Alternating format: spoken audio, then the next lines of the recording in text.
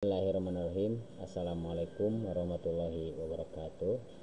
Rekan dan sahabat sekalian, guru hebat, guru penggerak, pada kesempatan kali ini izinkan saya untuk berbagi mengenai tugas guru penggerak. Dalam hal ini tugas 1.1a.10 mengenai tugas aksi nyata penerapan pendidikan sesuai dengan konsep Ki Hajar Dewantara di kelas dan sekolah.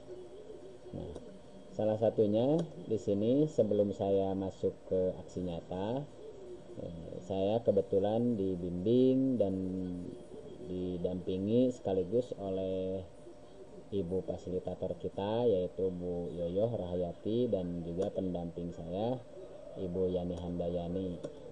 Nah, baik rekan sekalian, untuk yang pertama, kesepakatan bersama ini dibuat setelah atau sebelum melakukan sebuah pembelajaran, dikarenakan memang keberadaan saya di kelas ataupun di sekolah dengan anak didik dalam keadaan pembelajaran yang daring dan jarang luring tatap muka pada kesempatan ini, dan untuk menyamankan kegiatannya diadakan sebuah kesepakatan bersama baik untuk guru ataupun siswa supaya nanti hasilnya bisa dicapai dengan baik dan itu sama-sama nyaman keberadaannya.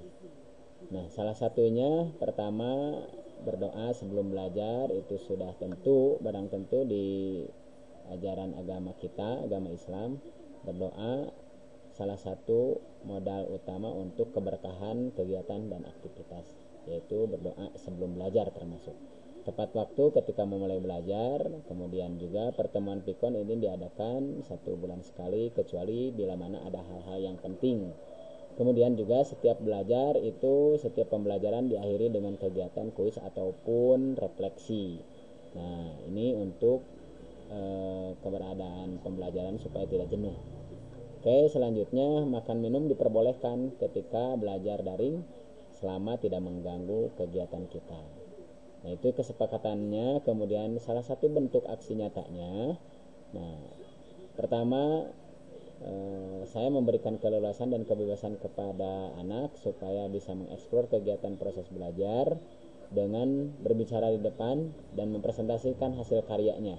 Salah satunya saya memberikan sebuah keleluasan untuk membuat karya kurikulum vitae pada kesempatan mereka di saat pembelajaran, membuat kurikulum vitae atau identitas diri.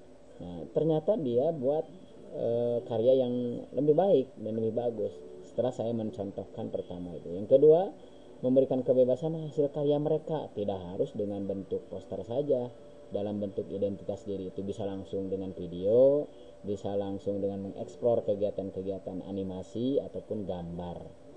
Selanjutnya aksi nyata yang lain menampilkan hasil belajarnya dengan papan digital ataupun tablet, itu berbentuk dengan kuis ataupun dengan papan digital tabletnya. Nah, ini salah satu bentuknya. Kemudian ini kuisnya, dan evaluasinya saya pakai dengan memakai meeting virtual Zoom ataupun Google Meet. Nah, salah satunya seperti ini yang saya gali kepada anak, dan anak pun merasa diri antusias dan nyaman, bahkan senang keberadaannya.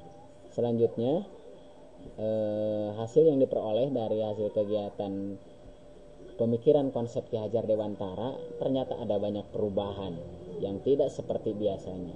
Adanya peningkatan motivasi dalam diri belajar siswa untuk memerdekakan karya pembelajarannya dengan presentasi di depan kelas. Kemudian mereka berawal dari berkelompok, kemudian juga adu argumen, kemudian hasilnya dipresentasikan kepada guru, dan itu sangat senang. Seperti ini gambaran salah satunya, dan akhirnya menimbulkan rasa nyaman pada diri anak, terbukti dengan adanya reaksi yang diterimanya dengan sangat antusias bertanya dan berkolaborasi di antara kelompok tersebut. Setiap saya memberikan sebuah pertanyaan, yang acungkan tangan tidak 1-2, bahkan banyak, untuk menggali potensi yang ada dan juga mengembangkan bakat yang mereka punya. Kemudian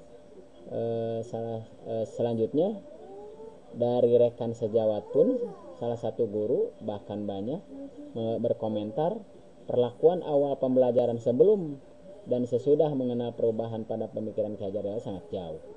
Awalnya adalah banyak sebuah acuan untuk dominan terhadap kompetensi yang harus digali oleh anak dan harus bisa dengan cara mentransfer ilmu saja, tetapi keberadaan yang sekarang harus berhadapan dengan pembelajaran yang benar-benar merdeka belajarnya begitu. Nah, ini salah satu bentuk testimoni yang saya lakukan terhadap guru-guru, ternyata banyak antusias dan bahkan diterapkan di kelas, termasuk juga di sekolah kita. Itu rupanya yang perlu saya sampaikan, tugas aksi nyata penerapan dari konsep Ki Hajar Dewantara, pemikiran yang luar biasa sekali, dan saya terapkan di sekolah termasuk juga di kelas. Terima kasih. Assalamualaikum warahmatullahi wabarakatuh.